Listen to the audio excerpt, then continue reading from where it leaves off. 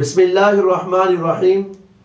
محترم ناظرین و سامعین کرام، جیسا کہ آپ کو معلوم ہے کہ حال ہی میں سپریم کورٹ آف پاکستان کے چیف جسٹس جناب فائز عیسیٰ صاحب نے قادیانیوں کے خلاف درج مقدمے میں اپنا فیصلہ سناتے ہوئے قادیانیوں کو اپنے مذہب کی تبلیغ کرنے کی اجازت دی ہے، جبکہ پاکستان کے قانون کے مطابق قادیانی اپنے مذہب کی تبلیغ نہیں کر سکتے۔ لہٰذا جناب فائز عیسیٰ صاحب کے اس فیصلے کو ہم علل اعلان مسترد کرتے ہیں۔ ختم نبوت کی تمام جماعتیں جناب فائز عیسیٰ صاحب کے اس فیصلے کو مسترد کر چکی ہیں، اور سارے کا سارا مذہبی طبقہ امت مسلمہ اس فیصلے کو مسترد کر چکی ہیں۔ لہٰذا ہم نے مسترد کیوں کیا؟ اس لیے مسترد کیا ہے کہ جناب فائز عیسیٰ صاحب کا یہ فیصلہ قرآن و سنت کے خلاف ہے۔ ان کا یہ فیصلہ پاکستان کے آئین و قانون کے خلاف ہے، ان سے تصادم کرتا ہے، اس لیے ہم نے اس فیصلے کو مسترد کر دیا۔ ہم جانتے ہیں کہ جناب فائز عیسیٰ صاحب نے یہ جو فیصلہ دیا ہے یہ مغربی خواہشات کے تابع ہو کر کے دیا ہے، لیکن یاد رکھیں ختم نبوت ہمارا ایمان ہے، ختم نبوت کلمے کی جان ہے۔ یہ پاکستان لا الہ الا اللہ محمد الرسول اللہ کی بنیاد پہ بنایا گیا، اور اس کلمے کی روح وہ ختم نبوت ہے۔ اسلام کی بنیاد وہ ختم نبوت ہے۔ اگر عقیدہ ختم نبوت نکل جائے تو سارے کا سارا اسلام زمین بوس ہو کر کے رہ جاتا ہے۔ ختم نبوت کی خاطر امت مسلمہ قربانیاں دیتی آئی ہے، اور آج بھی قربانیاں دینے کے لیے تیار ہے۔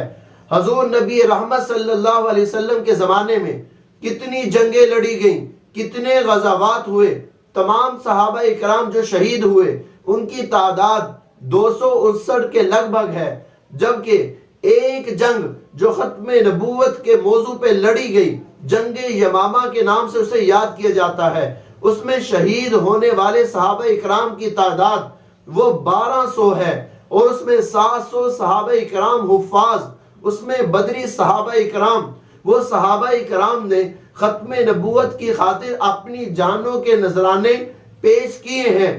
پھر وہ لشکر صدیقی آج تک ختم نبوت کی خاطر اپنی جانوں کے نذرانے پیش کر رہا ہے۔ لہٰذا ختم نبوت پر کسی قسم کا قادیانیوں کے ساتھ کوئی کمپرومائز نہیں ہو سکتا۔ اگر آپ ان کو اپنے مذہب کی تبلیغ کی اجازت دیتے ہیں، اس کا مطلب تو یہ ہے کہ آپ امت مسلمہ کے نوجوانوں کو جو سادہ لو مسلمان ہیں ان کے ایمان پر ڈاکہ ڈلوا رہے ہیں۔ ختم نبوت کا تحفظ یہ ہمارے اوپر فرض ہے۔ ہم نے ختم نبوت کا تحفظ کل بھی کیا تھا، آج بھی کر رہے ہیں، اور آئندہ بھی کریں گے ختم نبوت کی خاطر۔ اگر ہماری جان جاتی ہے چلی جائے، پرواہ نہیں۔ ختم نبوت کی خاطر ہمارا مال جاتا ہے چلا جائے، پرواہ نہیں، ختم نبوت کی خاطر۔ اور اگر ہماری اولاد جاتی ہے، ہماری عزتیں جاتی ہیں، ہمارا گھر بار لٹتا ہے، لٹ جائے، ہمیں پرواہ نہیں، لیکن ختم نبوت پر ہم کسی قسم کا کوئی سودا نہیں کر سکتے۔ اور میں یہ بھی بات کرنا چاہتا ہوں، ابھی حال ہی میں آپ نے دیکھا سید اقرار الحسن اور پیرہا خطیب، جبکہ ختم نبوت کے عنوان کو دونوں لیے ہوئے ہیں، اور سید اقرار الحسن جو سچی ختم نبوت اور جھوٹی ختم نبوت کی باتیں کرتے ہیں کہاں پر ہیں؟